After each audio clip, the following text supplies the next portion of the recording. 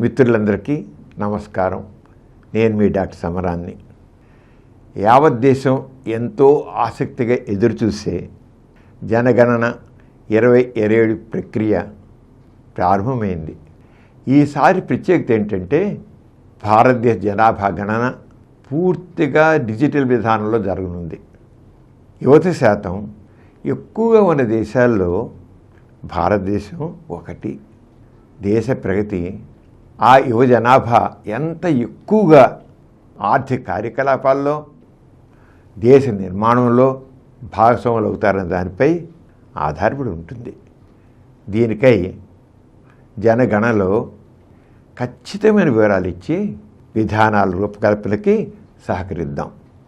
April 16 నుండి 30 వరకు మీరు మీ ఇంటి నుంచే సెల్ఫ్ ఎన్యూమరేషన్ పోర్టల్ sc.cnsus.gov.in ద్వారా మీ కుటుంబ వివరాలను సులభంగా నమోదు చేసుకునే అవకాశం ఉంది.